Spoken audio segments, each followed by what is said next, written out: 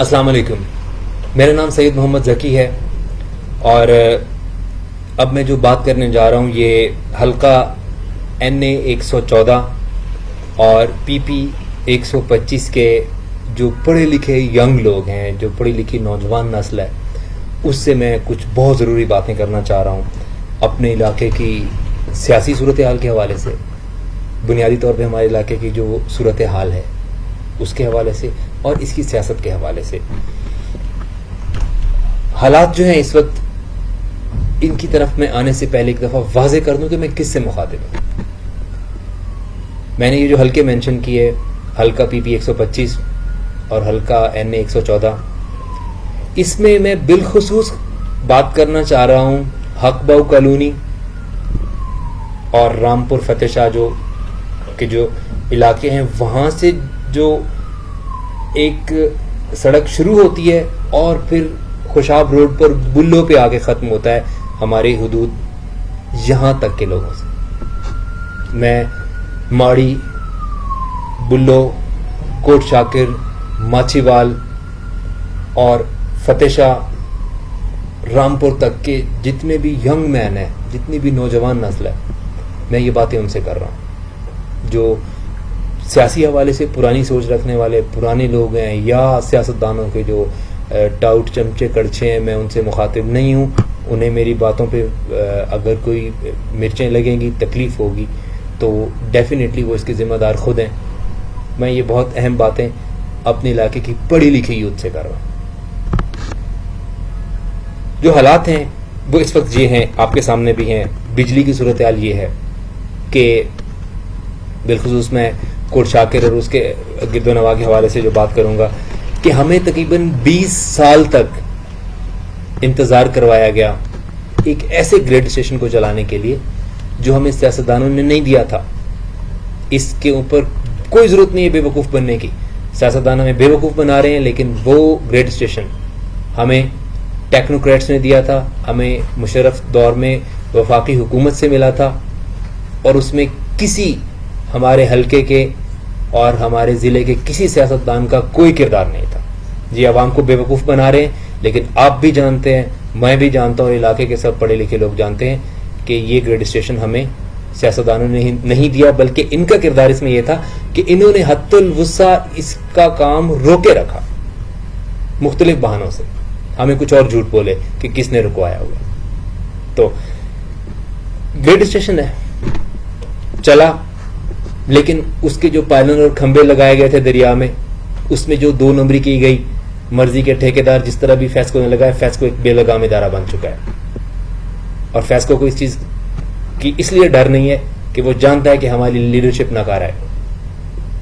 سو وہ پائلن بنتے ساتھ ہی ٹوٹ گیا, گر گیا, اور اس کے بعد اب تک ایک دفعہ پھر ہم لوگ وہی ذلت بھگت رہے ہیں جو ہم پچھلے کئی سال سے بھگت رہے تھے. نہایت لو وولٹیج جس میں ہمارے پنکھے تک نہیں چلتے, ہمیں اسٹیبلائزر لگانے پڑتے ہیں, ہمارے الیکٹریکل اکوپمنٹ جلتے ہیں, ہمارا معاشی نقصان ہوتا ہے, ہماری دکانیں نہیں چلتی, گرمیوں میں ہمارے بوڑھے بچے ایڑیاں رگڑ رگڑ کے بیمار ہمارے مر جاتے ہیں گرمی سے, لیکن کسی کو کوئی رحم نہیں آتا. اس کے اوپر یہ کہ ہم سے ڈبل اور ٹرپل بل بھی وصول کیے جاتے ہیں. جس دیہاتی کے پاس اپنے مکان کے علاوہ ایک قدم بھی زمین کا نہیں ہے, اس کو بھی ایگریکلچرل موٹر کا جو ہے وہ ڈیٹیکشن بل دیا جا رہا ہے.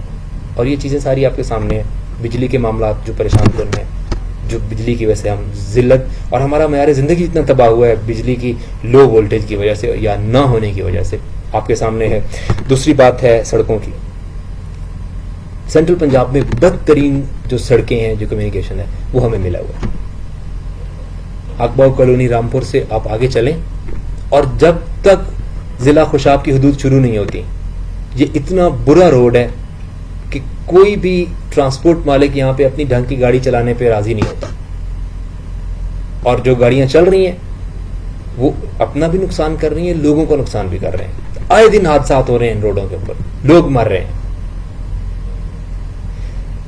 یہی صورتحال جو ہے وہ صحت کے سہولیات کی بھی, یعنی زندگیاں لوگوں کی داؤ پر لگی ہوئی ہیں. بات صرف یہ نہیں ہے کہ بنیادی سہولتیں نہیں مل رہی, بلکہ بنیادی سہولتیں نہ صرف نہیں مل رہی بلکہ اب لوگوں کی زندگیاں جو ہے وہ خطرے میں ہیں. پھر تعلیم کی صورتحال, ہماری نسلیں جو ہے نا ان پڑھ رہ گئیں, کیونکہ ہمارے پاس جوہر آباد سے لے کر 18 ہزاری تک کوئی کالج نہیں ہے. ہمارے بچے اور خاص طور پہ ہماری بیٹیاں میٹرک تک پڑھتی ہیں, اس کے بعد گھر بیٹھ جاتی ہیں. ہم اعلیٰ تعلیم سے محروم رکھے گئے. سیم کا جو مسئلہ ہے, 2010 کے فلڈ کے بعد ہمارے علاقے میں قدرتی جھیلیں بنی پڑی ہیں. ہر دفعہ سیم نالے کا جو ہے وعدہ کیا جاتا ہے, لیکن ایکچوئل میں کیا ہو رہا ہے؟ ہزاروں ایکڑ زمین بنجر پڑی ہوئی ہے, ویران پڑی ہے. جو دہقان ہے, جو کسان کاشتکار آدمی ہے, وہ بیچارہ گھٹنوں کے بل آ گیا ہے, اس کی اکانومی تباہ ہو گئی ہے. ہمارے مویشیوں کے پاس کھانے کے لیے معیار کا چارہ نہیں ہے. اس کوٹ شاکر ماچھیوال ماڑی شاہ سکیرہ کا علاقہ, اس علاقے میں تک ہی نہیں بنتا کہ ہمیں دودھ نہ ملے. ملتا ہے تو اتنا مہنگا ملتا ہے جیسے شہریوں کو مل رہا ہے. تو یہ سارے معاملات ہیں, یہ حالات آپ کے سامنے ہیں.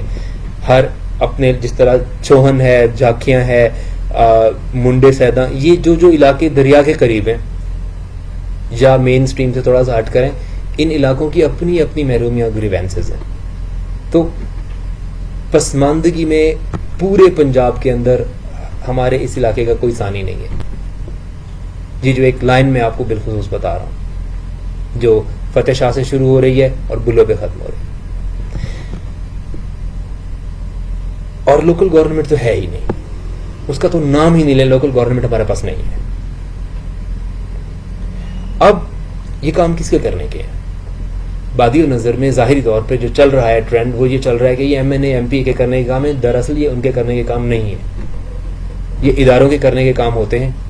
لیکن چلیں, M N as M P's ایز نے یہ اپنے ذمہ اس لیے لے لیے کہ انہیں اپنا اصل کام نہیں کرنا آتا. اصل کام M N A M P A کا کیا ہے؟ لیجسلیشن, قانون سازی, کہ عوام کی فلاح و بہبود کے لیے اسمبلی میں ڈسکشن کی جائے, قوانین بنائے جائیں. جو معاملات سادہ طریقے سے حل نہیں ہو رہے ان کے اوپر قانون سازی کی جائے. اس کی میں آپ کو مثالیں دیتا ہوں, اپنے علاقوں کے مسائل کو سامنے رکھ کے, اپنے اس پورے علاقے کے مسائل کو. مثال کے طور پہ ہمیں ہر دفعہ جب ہم کوٹ شاکر میں یا ماڑی شاہ سکیرہ میں ڈگری کالج کے لیے مطالبہ کرتے ہیں تو ہمیں کہا جاتا ہے کہ جی آپ کے وہ ڈیموگرافک جو اسٹیٹسٹکس ہیں وہ ویسے نہیں ہیں کہ آپ کو کالج دیا جائے. تو بھائی یہ لیجسلیشن کا کام ہے, یہ M N A M P A کا کام ہے کہ وہاں پہ کھڑا ہو کے بات کرے کہ جناب آپ اپنے یہ اسٹینڈرڈ اور اپنے یہ جو آپ کی ڈیموگرافک جو اسٹیٹسٹکس ہیں آپ یہ بدلیں کہ ہم اتنی آبادی کو اتنا اسکول دیں گے اور اتنی آبادی کو کالج دیں گے, اتنی آبادی کو کالج نہیں دیں گے. آپ بھی اپنے بنیادی اصول بدلیں, کیونکہ ہمارے علاقے کا جینون مسئلہ ہے اور ہمارے علاقے کی یہ سچویشن ہے. لیکن لیجسلیشن کی بات کرنے کے لیے قابلیت چاہیے. دریائے جہلم کی کنٹامینیشن کا مسئلہ ہے جس کی وجہ سے اب گردوں کی بیماریاں, کینسر ہمارے علاقوں میں پھیل رہی ہے. وہ دریائے جہلم کی کنٹامینیشن کی وجہ سے وہ نیشنل اسمبلی میں کھڑا ہو کر لیجسلیشن کروانے کا کام ہے.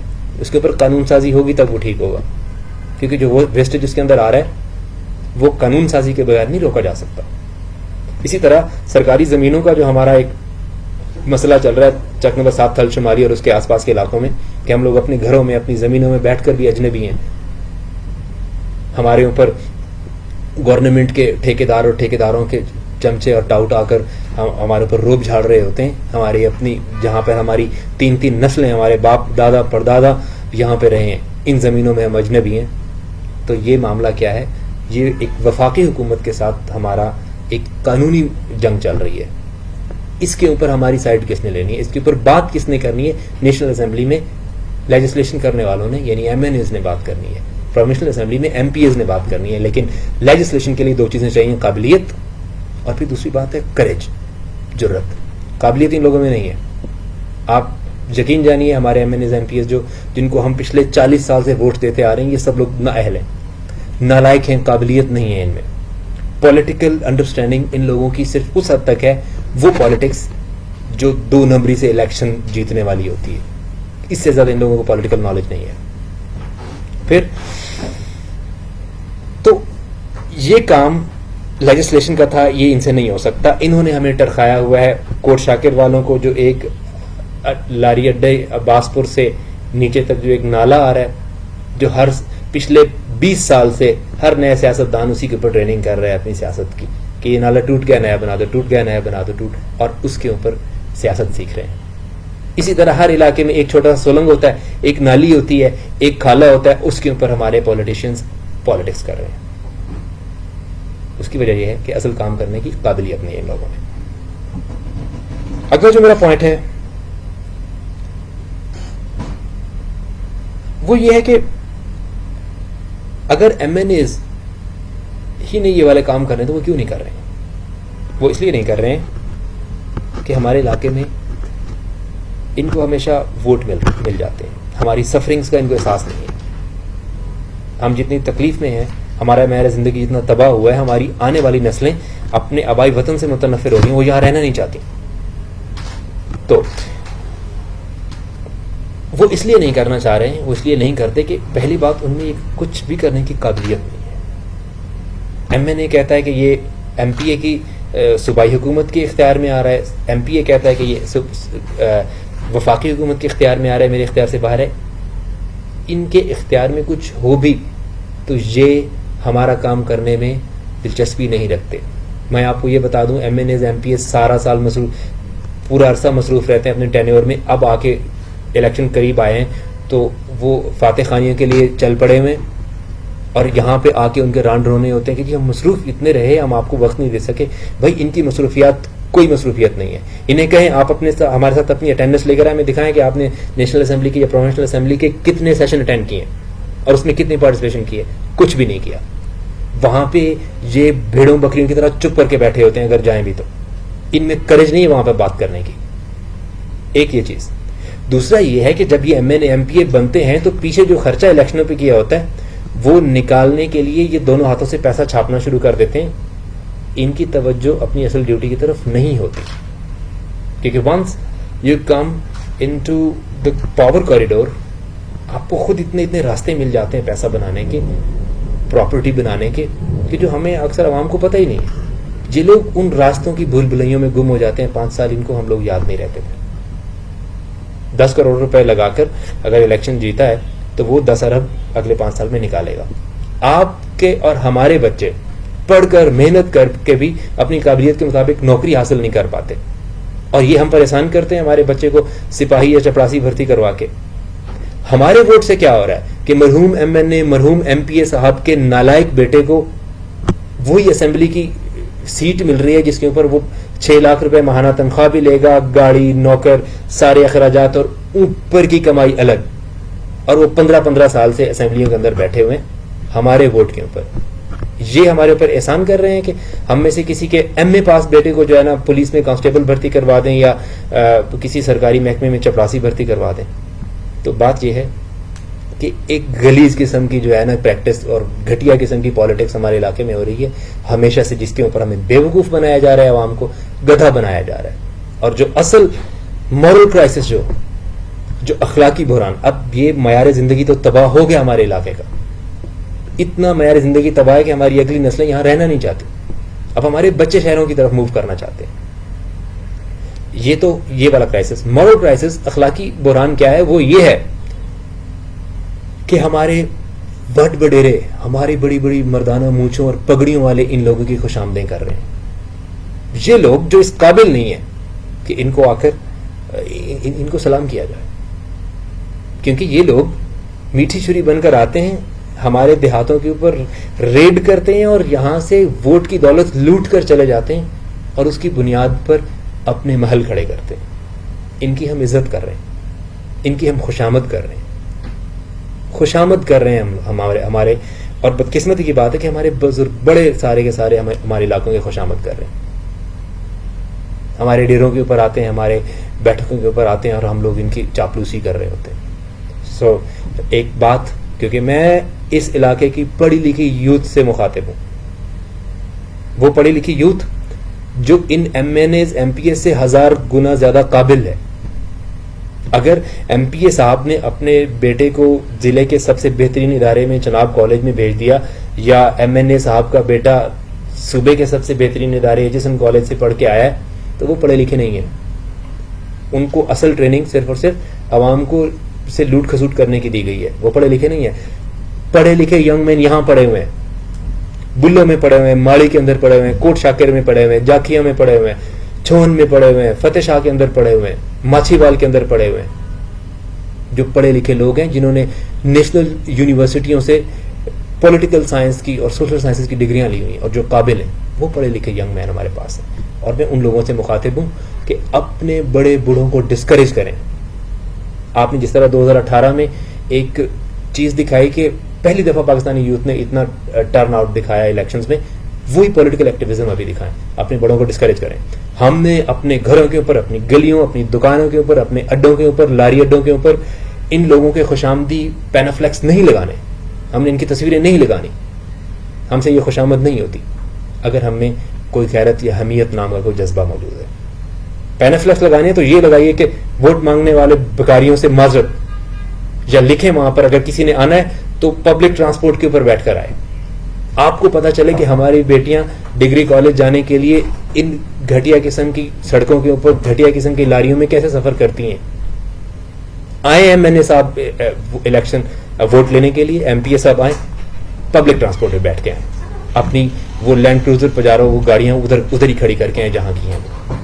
ये वाले पैनाफ्लेक्स लगाएं अगर आपने पैनाफ्लेक्स लगाने हैं तो. खैर, अब मैं एक बात आगे फर्दर बढ़ाऊंगा कि अब इस कल्चर में आने वाले इलेक्शनों में आपका क्या लाया अमल होना चाहिए.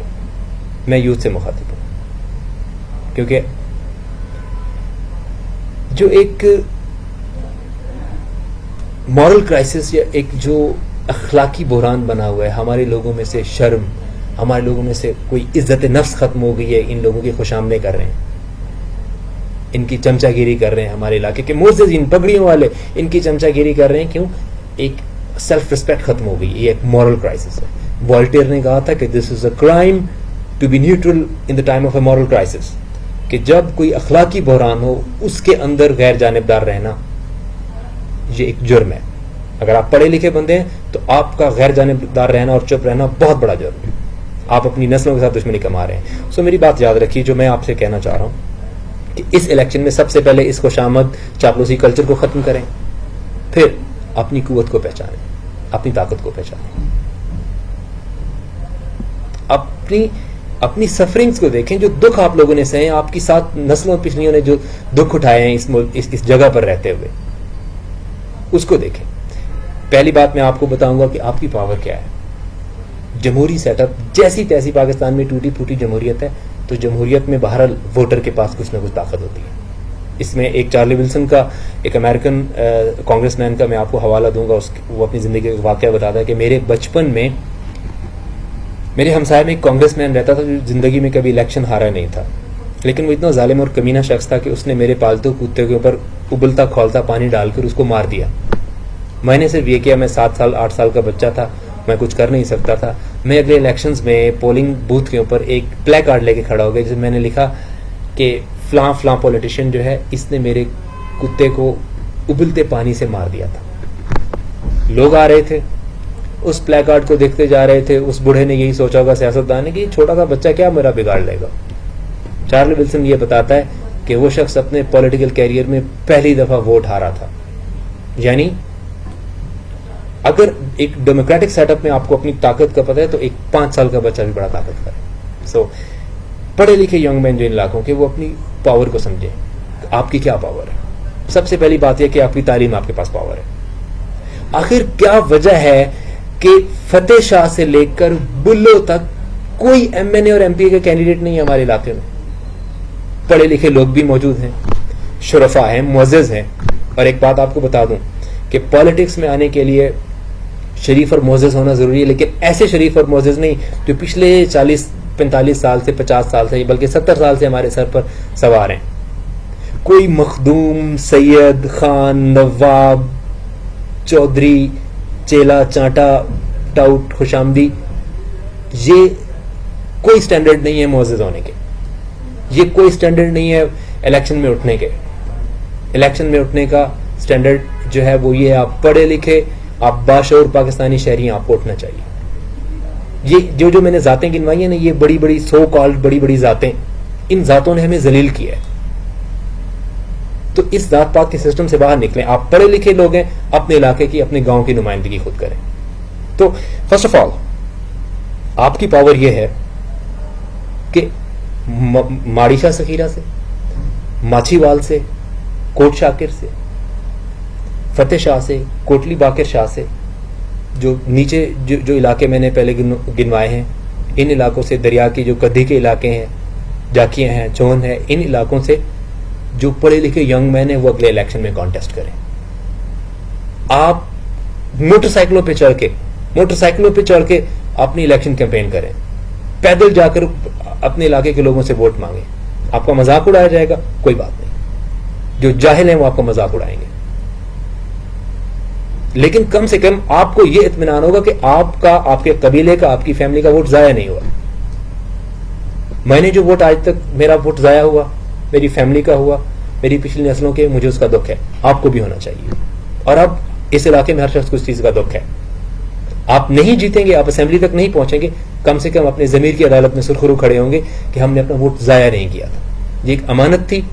ہم نے خود کو, یا ایک ایسے بندے کو جس کو ہم جانتے ہیں, ایک بات یاد رکھیے, آپ کی نمائندگی وہ بندہ نہیں کر سکتا جس کو ملنے کے لیے آپ کو اپوائنٹمنٹ چاہیے, جس کو ملنے کے لیے آپ کو 2 مہینے انتظار کرنا پڑے, اس کے پی اے سے, اس کے خوشامدیوں سے رابطے کرنے پڑے, محنتیں کرنی پڑے, اور پھر اسے ملیں. وہ آپ کا نمائندہ نہیں ہو سکتا.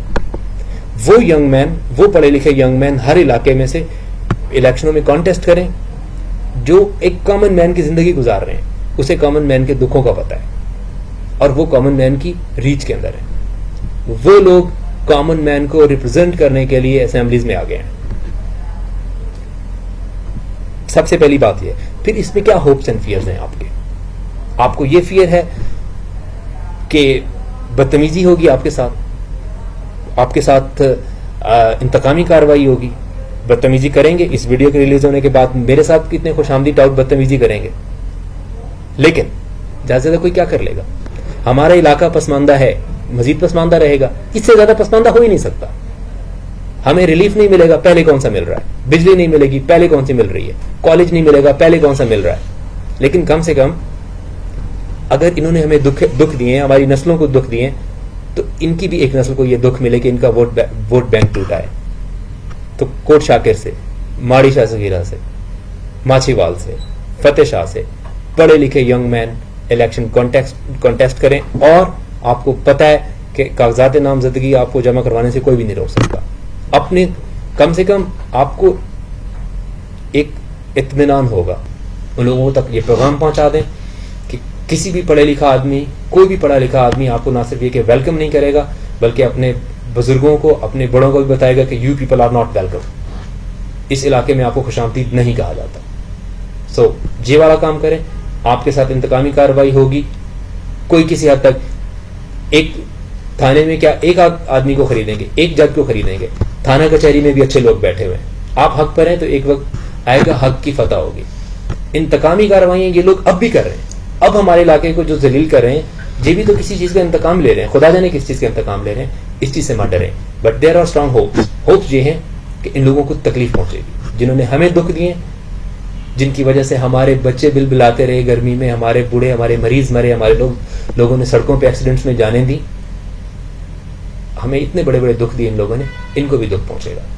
میں آخر پہ یہ کہوں گا کہ پلیز میری اس بات کو پھیلائیں, پڑھے لکھے لوگوں میں پہنچائیں, اور اس چیز سے مت شرمائیں کہ آپ نے اپنی الیکشن کیمپین موٹر سائیکلوں پہ جا کے کرنی ہے, پیدل جا کر کرنی ہے, لاریوں پہ بیٹھ کے ایک جگہ سے دوسرا سفر کریں گے, کیجیے. کیونکہ ایک آج نہیں تو کل عوام کو پتہ چلے گا کہ عام آدمی کا درد سمجھنے والا اور عام آدمی کی نمائندگی کرنے والا آدمی عام آدمی ہی ہوگا, ہم میں سے ہی ہوگا. لینڈ کروزروں اور پجاروں پہ گھومنے والے کبھی ہم میں سے نہیں ہو سکتے, اور نہ وہ ہمارا دکھ سمجھ سکتے ہیں. آپ لوگوں کو اگر یہ باتیں بری لگیں آپ میں سے کسی کو, تو آپ کو ہم آپ کے حال پر چھوڑتے ہیں, ہم آپ سے کچھ نہیں کہیں گے. لیکن جو باشعور لوگ میری بات سنیں گے, ان سے مجھے پوری امید ہے کہ اب ان باتوں کو وہ سیریس لیں گے, ان باتوں کے اوپر کچھ عمل درآمد کریں گے, اور انشاءاللہ اس سال 2023 کے الیکشن میں ہمیں نظر آئے گا کہ پڑھے لکھے عام آدمی نے اپنی جمہوری طاقت دکھائی ہے. بہت بہت شکریہ. اللہ آپ لوگوں کا اور اس علاقے کے تمام ووٹرز کا، عوام کا حامی و ناصر ہو. بہت بہت شکریہ.